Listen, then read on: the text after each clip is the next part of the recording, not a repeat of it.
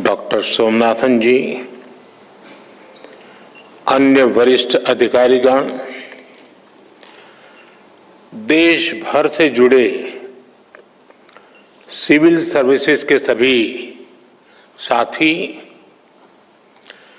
देवी और सज्जनों, आप सभी को सिविल सर्विसेज डे की बहुत बहुत शुभकामनाएं।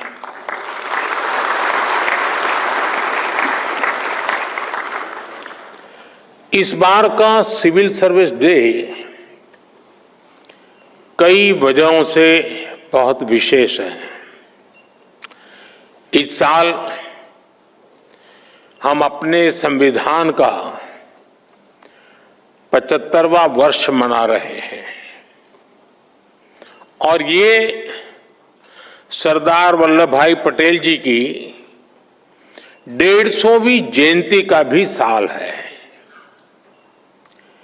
21 अप्रैल 1947 को सरदार वल्लभ भाई पटेल ने आप सभी को स्टील फ्रेम ऑफ इंडिया कहा था। उन्होंने स्वतंत्र भारत की ब्यूरोक्रेसी की नई मर्यादाएं तय की थी। एक ऐसा सिविल सर्वेंट जो राष्ट्र की सेवा को अपना सर्वोत्तम कर्तव्य माने,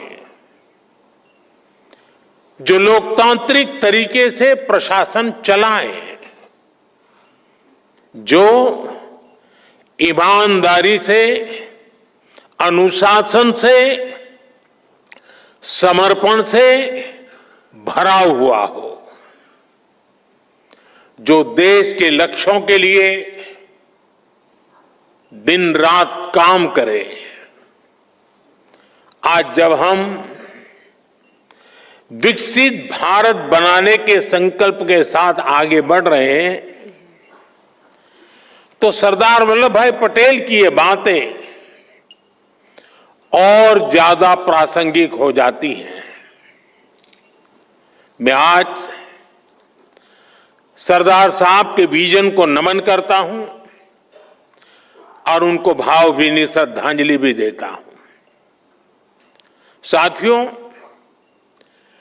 कुछ समय पहले मैंने लाल किले से कहा था कि आज के भारत को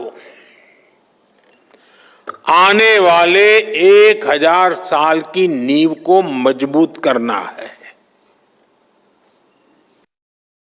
एक हिसाब से देखें तो 1000 साल की सहस्त्राब्दी में पहले 25 साल बीत गए हैं। ये नई शताब्दी का 25वां साल है और नए मिलेनियम यानी नई सहस्त्राब्दी का भी 25वां साल है। हम आज जिन नीतियों पर काम कर रहे हैं, जो निर्णय ले रहे हैं, वो 1000 साल का भविष्य तय करने वाले हैं। हमारे शास्त्रों में कहा गया है, यथा ही एकेन चक्रेण नरथस्य गति ही भवेत् एवं पुरुष कौर्ण विना दैवम न सिद्ध्यति। यानी जैसे एक चक्र से रथ नहीं चल सकता है, उसी प्रकार बिना मेहनत के सिर्फ भाग्य के भरोसे सफलता नहीं मिलती। विकसित भारत के हमारे लक्ष्य की प्राप्ति के लिए भी विकास रथ के हर चक्र को मिलकर चलना है।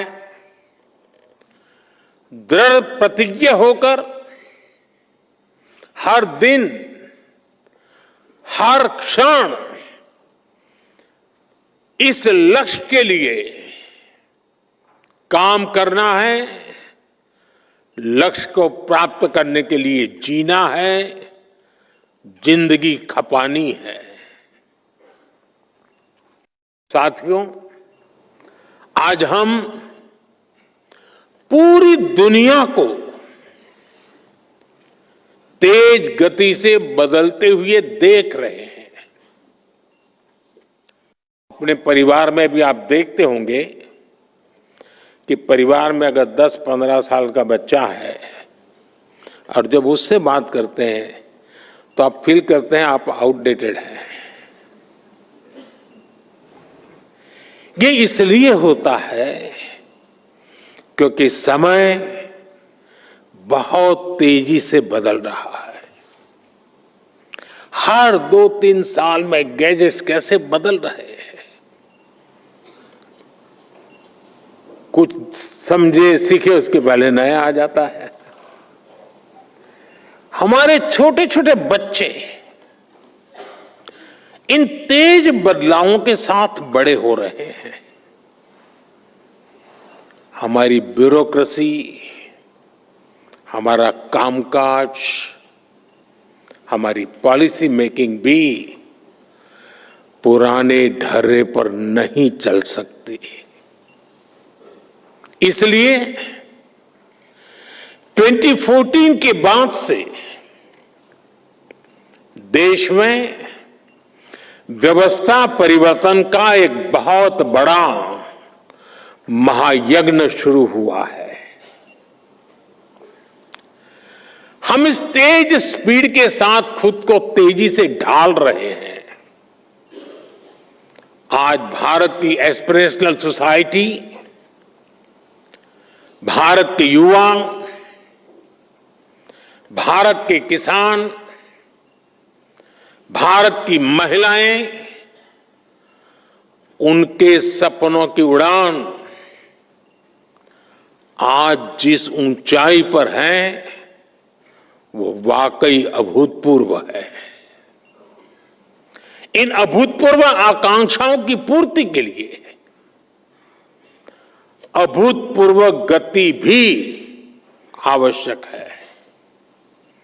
आने वाले वर्षों में भारत कितने ही बड़े बड़े पड़ावों से गुजरेगा।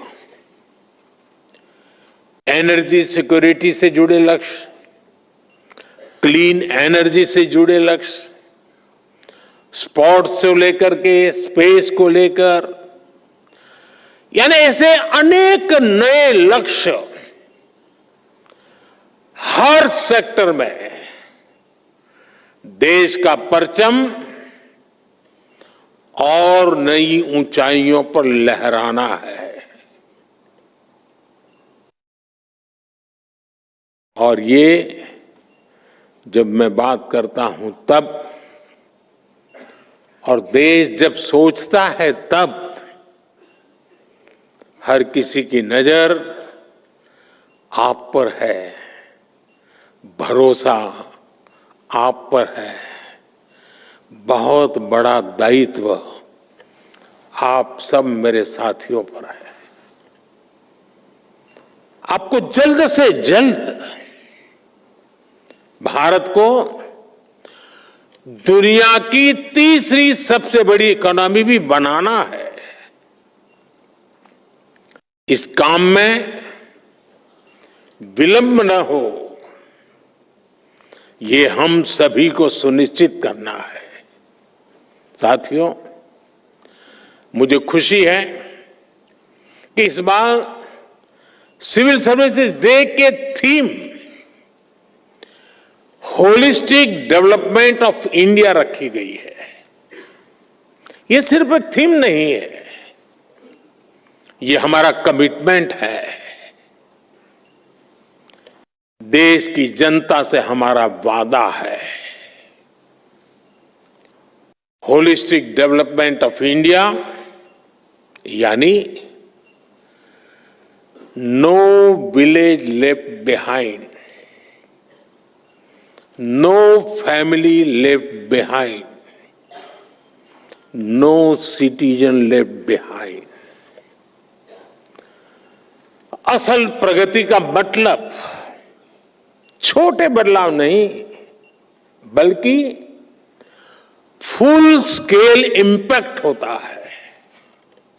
हर घर में क्लीन वाटर, हर बच्चे को क्वालिटी एजुकेशन, हर एंटरप्रेन्योर को फाइनेंशियल एक्सेस और हर गांव को डिजिटल इकोनॉमी का लाभ।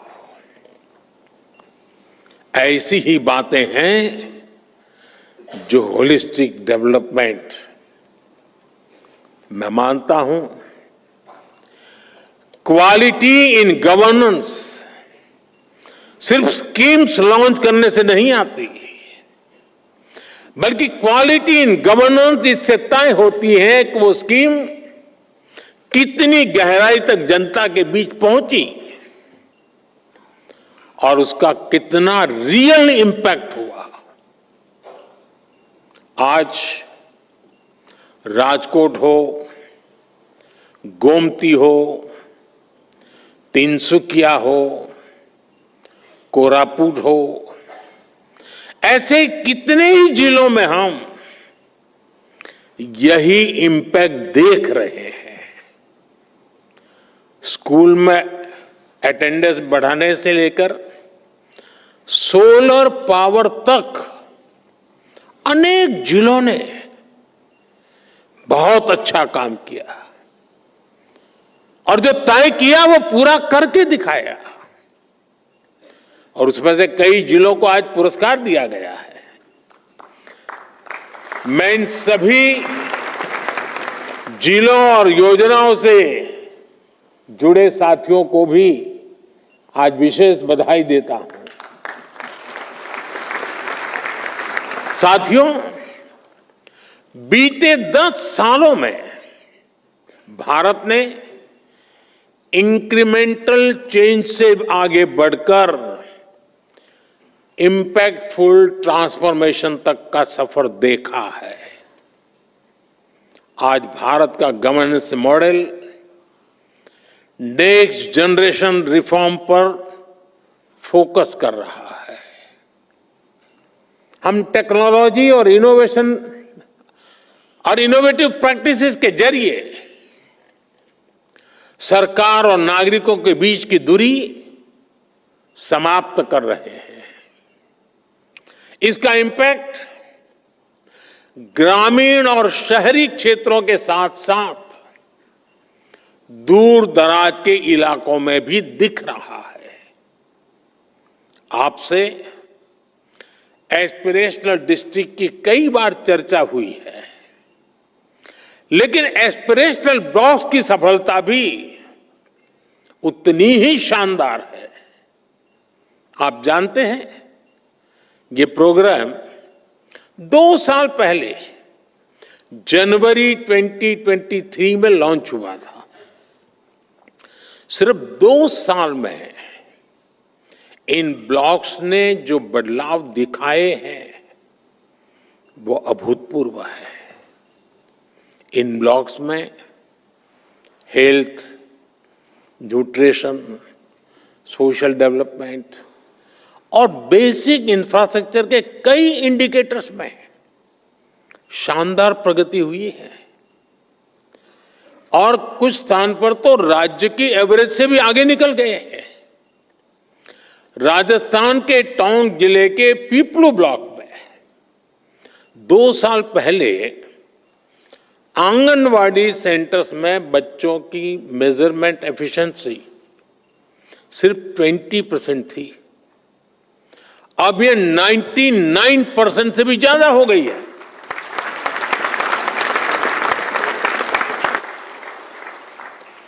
बिहार के भागलपुर में जगदीशपुर ब्लॉक है। वहां पहली तिमाही में ही गर्भवती महिलाओं का रजिस्ट्रेशन पहले सिर्फ 25% था, अब ये बढ़कर 90% से ज्यादा हो गया है। जम्मू कश्मीर के मारवाह ब्लॉक में इंस्टीट्यूशनल डिलीवरी की पहले 30% थी, जो बढ़कर के 100% हो चुकी हैं। झारखंड के गुरडी ब्लॉक में नल से जल का कनेक्शन 18% से बढ़कर के 100% हो गया है। ये सिर्फ आंकड़े नहीं है, ये लास्ट माइल डिलीवरी के हमारे संकल्प की सिद्धि को दिखाता है। ये दिखाते हैं कि सही इंटेंट, सही प्लानिंग और सही एग्जीक्यूशन से दूर दराज के हिस्सों में भी इच्छित परिवर्तन संभव है। साथियों, पिछले 10 सालों में भारत ने कई ट्रांसफॉर्मेटिव बदलाव करके दिखाए हैं, उपलब्धियों की नई ऊंचाई को छुआ है।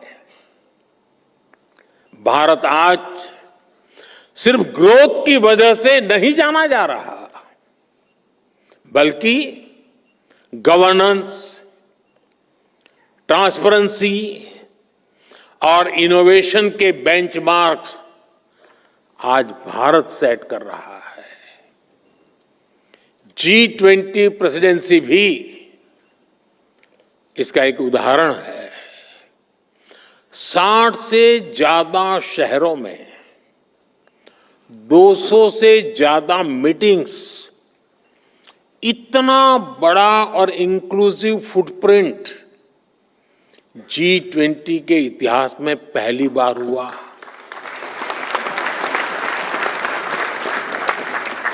और यही तो होलिस्टिक अप्रोच है। जन भागीदारी की अप्रोच ने G20 को एक जन आंदोलन बना दिया। स्कूल में 8वीं कक्षा का बच्चा भी चर्चा करता था G20 हो रही है, और दुनिया ने भी माना India is not just participating, it is leading.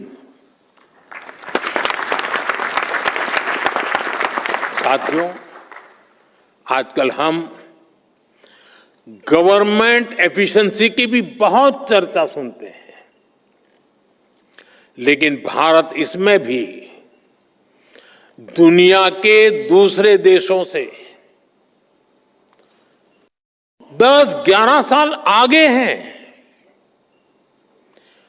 पिछले 11 वर्षों में हमने डिले सिस्टम को खत्म करने की कोशिश की है। हम नए प्रोसेसेस बना रहे हैं। हम टेक्नोलॉजी के माध्यम से टर्न अराउंड टाइम को घटा रहे हैं। ईज ऑफ बिजनेस को बढ़ावा देने के लिए हमने 40,000 से ज्यादा कंप्लायंसेस को खत्म किया है।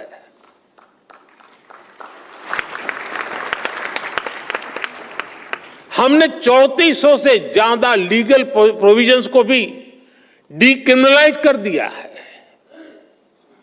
मुझे याद है, जब हम कंप्लायंसेस का बर्डन कम करने के लिए काम कर रहे थे, जब व्यापार कारोबार के दौरान होने वाली कुछ गलतियों को डीक्रिमिनलाइज कर रहे थे, तो मेरे लिए आश्चर्य था, कुछ कोने में विरोध के स्वर भी उठा करते थे। कई लोग कहते थे, आज तक नहीं हुआ, आप क्यों कर रहे हैं, चलता है चलने दो, इससे आपको क्या फर्क पड़ता है, कंप्लायंस करने दीजिए, आप क्यों अपना काम खुद बढ़ा रहे हैं। चारों तरफ से चर्चाएं चलती थी, दबाव आते थे, लेकिन जिस लक्ष्य को प्राप्त करना था, उस लक्ष्य का दबाव इन दबावों से ज्यादा था। और इसलिए हम दबावों से दबे नहीं, हम लक्ष्य के लिए चल पड़े। हम पुरानी लीक पकड़कर चलेंगे तो हमें नए परिणाम मिलना मुश्किल है। जब हम कुछ अलग करेंगे और तभी तो अलग परिणाम भी मिलेंगे। और आज इसी सोच की वजह से हमारी ease of doing business ranking में काफी सुधार हुआ है। आज दुनिया भारत में निवेश करने के लिए बहुत उत्सुक है और ये हमारा काम है कि हम अवसर जाने न दें। हमें इस अवसर का पूरा लाभ उठाना है। हमें राज्यों के स्तर पर, जिला और ब्लॉक स्तर पर रेड टेप की हर गुंजाइश को खत्म करना है। तभी आप राज्यों के स्तर पर, जिला स्तर पर अपने लक्ष्यों को प्राप्त कर पाएंगे। साथियों, पिछले 10-11 साल की देश की जो सफलताएं रही है, उन्होंने विकसित भारत की नींव को बहुत मजबूत किया है। आज देश इस मजबूत नींव पर विकसित भारत की भव्य इमारत का निर्माण शुरू कर रहा है। लेकिन निर्माण की इस प्रक्रिया में हमारे सामने चुनौतियां कम नहीं है। भारत अब दुनिया का सबसे अधिक जनसंख्या वाला देश बन चुका है। ऐसे में बेसिक सुविधाओं की सैचुरेशन हमारे लिए प्राथमिकता होनी चाहिए। आपको लास्ट माइल डिलीवरी पर हमेशा बहुत ज्यादा फोकस करते रहना है। समय के साथ देशवासियों की नीड्स और एस्पिरेशंस दोनों तेजी से बदल रही है। अब सिविल सर्विस को कंटेम्पररी चैलेंजेस के हिसाब से खुद को एडेप्ट करना होगा, तभी वो रिलेवेंट बनी रह सकती है। हमें खुद के लिए नई नई कसौटियां भी नित्य बनाते रहना होगा और हर कसौटी को पार करते रहना होगा। और सफलता की सबसे बड़ी कुंजी यही है कि खुद को चुनौती देते रहो। कल किया था वो संतोष के लिए नहीं था, कल जो पाया था वो चुनौती का कारण बनना चाहिए ताकि कल मैं उससे ज्यादा कर पाऊं। अब सिर्फ पिछली सरकारों से तुलना करके अपने काम, अपनी परफॉर्मेंस को हम तय नहीं कर सकते। मेरे पहले डिस्ट्रिक्ट में फलाने भाई थे, उन्होंने इतना किया, मैंने इतना कर दिया, जी नहीं। अब हमें अपनी कसौटी बनाना है 2047 के विकसित भारत के लक्ष्य से हम कितना दूर है, हम कहां तक पहुंचे हैं। वो हिसाब किताब का वक्त समाप्त हो चुका है। अब जहां है वहां से जहां जाना है वहां अभी कितनी दूरी बाकी है। उस दूरी को पाटने का मेरा रोड मैप क्या है, मेरी गति क्या है, और मैं औरों से जल्दी 2047 तक कैसे पहुंच करके सारे लक्ष्यों को प्राप्त कर लूं, यही हमारा सपना, यही हमारा मकसद, यही हमारा लक्ष्य होना चाहिए।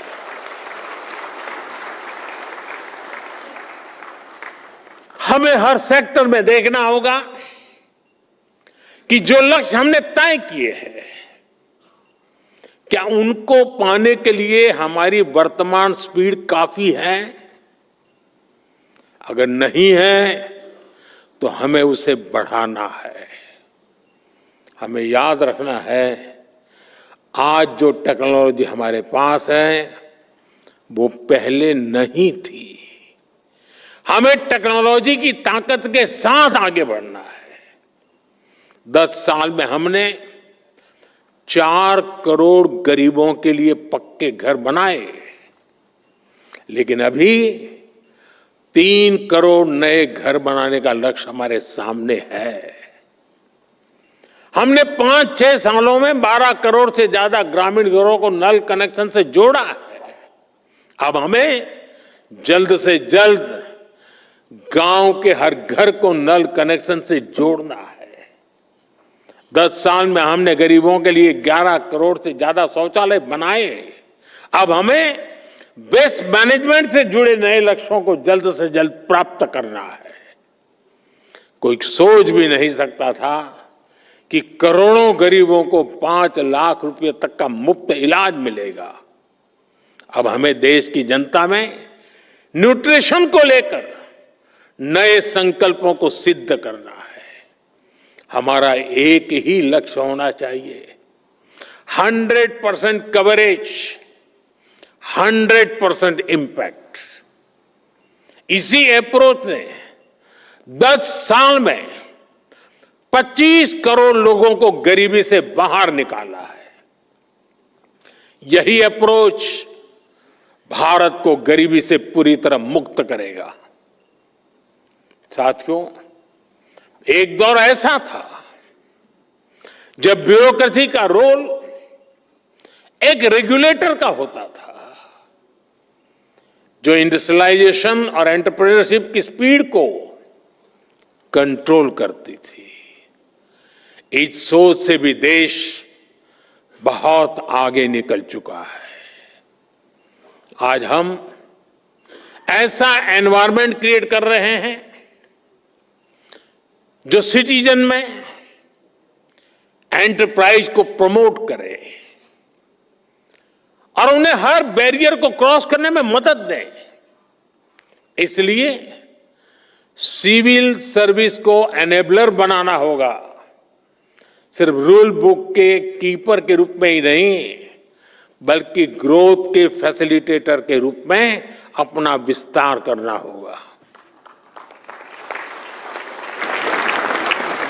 मैं आपको एमएसएमई सेक्टर का उदाहरण दूंगा। आप जानते हैं, देश ने मिशन मैन्युफैक्चरिंग शुरू किया है। इसकी सफलता का बहुत बड़ा आधार हमारा एमएसएमई सेक्टर है। आज दुनिया में हो रहे बदलावों के बीच हमारे एमएसएमई, स्टार्टअप्स और युवा उद्यमियों के पास एक अभूतपूर्व ऐतिहासिक अवसर है।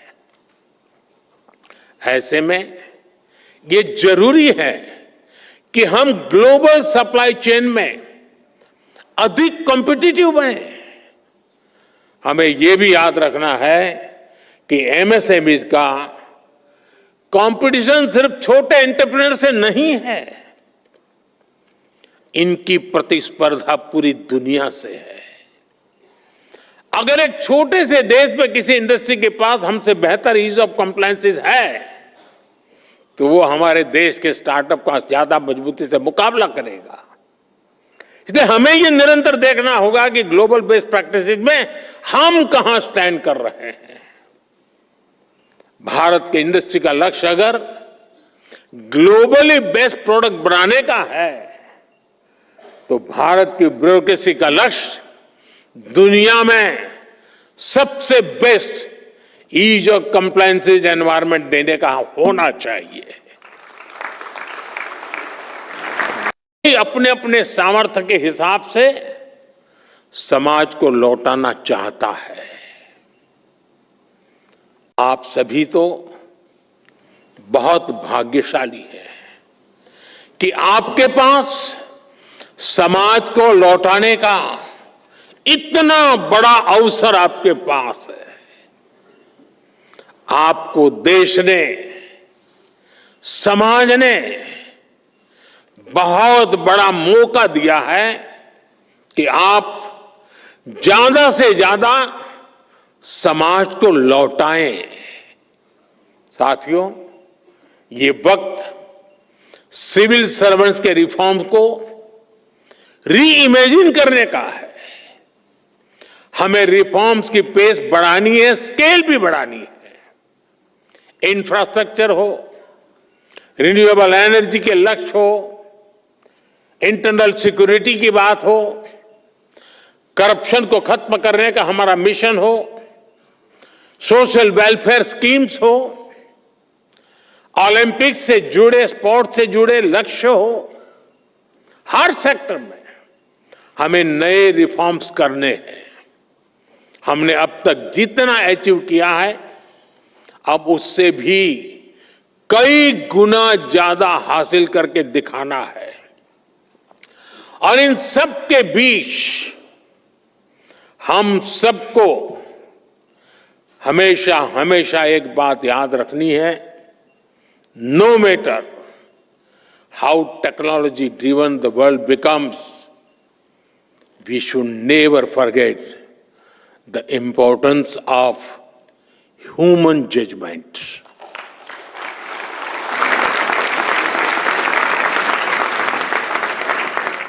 संवेदनशील रहिए, गरीब की आवाज सुनिए, गरीब की तकलीफ समझिए, उनका समाधान करना अपनी प्राथमिकता बनाइए। जैसे अतिथि देवो भव होता है, वैसे ही नागरिक देवो भव, इस मंत्र को लेकर के हमें चलना है। आपको सिर्फ भारत के सिविल सर्वेंट्स के रूप में ही नहीं, विकसित भारत के शिल्पकार के रूप में अपने दायित्व के लिए तैयार करना है। वो एक वक्त था, आप सिविल सर्वेंट बने, सिविल सर्वेंट के रूप में आगे बढ़े, और आज भी सिविल सर्वेंट के रूप में सेवा कर रहे हैं। लेकिन अब वक्त बदल चुका है साथियों। मैं जिस रूप में आने वाले भारत को देख रहा हूं, जिन सपनों को मैं हिंदुस्तान के 140 करोड़ देशवासियों की आंखों में देख रहा हूं, और इसलिए मैं अब कह रहा हूं कि आप सिर्फ सिविल सर्वेंट नहीं हैं, आप नए भारत के शिल्पकार हैं।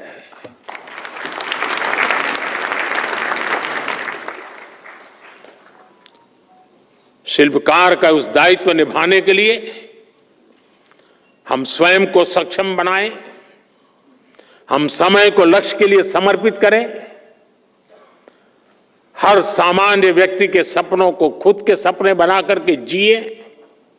आप देखिए, विकसित भारत आपकी आंखों के सामने आप देख पाएंगे।